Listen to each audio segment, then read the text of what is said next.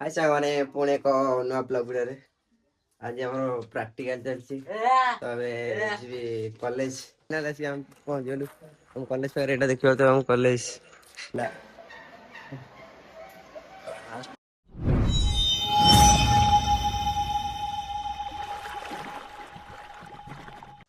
ହାय ସାଙ୍ଗମାନେ ପୁଣି ଏକ ନୂଆ ବ୍ଲଗ ଭିଡ଼ିଓରେ ଆଜି ଆମର ପ୍ରାକ୍ଟିକାଲ ଚାଲିଛି ତ ଏବେ ଯିବି କଲେଜ ଜଡ଼ା ଦେଖିବା ତୁ ଜଡ଼ା ଆସିକି ପହଞ୍ଚି ଯାଇଛି ମିନିମମ୍ ବହୁତ ଦିନ ହେଲାଣି କଲେଜ ଯାଇନଥିଲି ଖାଲି ଏକ୍ଜାମ ଯେବେ ହେଉଛି ସେବେ ହିଁ ଯାଉଛି କ୍ଲାସ୍ ଫ୍ଲାସ୍ କିଛି ନାହିଁ ଖାଲି ଏକ୍ଜାମ ଟାଇମ୍ରେ ଯାହା କେବେ ହଁ ଫାଷ୍ଟ ଥରେ ଯାଇଥିଲି ତାପରେ ଏକ୍ଜାମ ଦିନ ହେଇଥିଲା ଯାଇଥିଲି ତାପରେ ହେଉଛି ଫର୍ମ ଫିଲ୍ଅପ୍ କଲା ଦିନେ ଆଜି ମାନେ 4 ଥର କଲେଜ ଯାଇଛି ଗୋଟେ ବର୍ଷରେ 4 ଥର ଆଜି ଯିବା ପ୍ରାକ୍ଟିକାଲ ଏକ୍ଜାମ ଅଛି ତ ଚାଲ ଯିବା ବାହାରି ପଡ଼ିଲି ଏ ଗାଡ଼ି ଗାଡ଼ି ପୁରା ବାହାର ଅଛି ତ ଚାଲନ୍ତୁ ଯିବା ଆଉ କେମିତି କ'ଣ ପ୍ରାକ୍ଟିକାଲ ହେଉଛି ମୁଁ ଯାଇକି ଦେଖାଉଛି ଫାଇନାଲ ଆସିକି ଆମେ ପହଞ୍ଚିଗଲୁ ଆମ କଲେଜ ପାଖରେ ଏଇଟା ଦେଖିବ ତ ଆମ କଲେଜ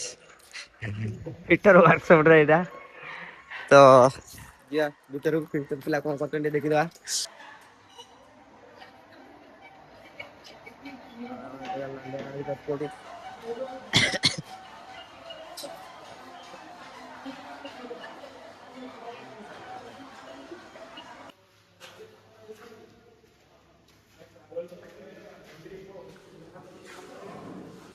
କୋଡ଼ିଏ ପେଣ୍ଟ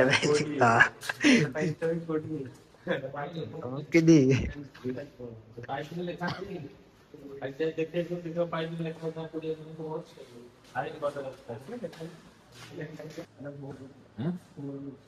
ଗୋଲ କରେ ତା ନାଁ ଟା କଣ?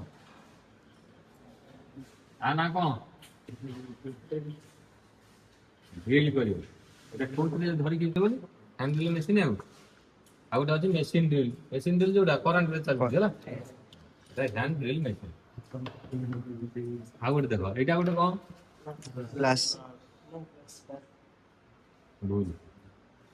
এটা হচ্ছে আইসি প্লাୟର ସମସ୍ତେ କହୁଛନ୍ତି ପ୍ଲାୟର କିନ୍ତୁ ଆର ନାଁ ହେଲା ଇଲେକ୍ଟ୍ରିକାଲ ଗାର୍ଡ ହେଲା ଆଇସି ପ୍ଲାୟର। ଆଇସି ର ଫୁଲ ଫର୍ମ କଣ? ଇନ୍ସୁଲେଟେଡ କମ୍ବିନେସନ ପ୍ଲାୟର ହେଲା। ଇନ୍ସୁଲେଟେଡ ହେଇକି ଅଛି ନା ନାଇଁ? ଏଠି ଗୋଟେ ପପର ଲାଗିଛି ନା ନାଇଁ?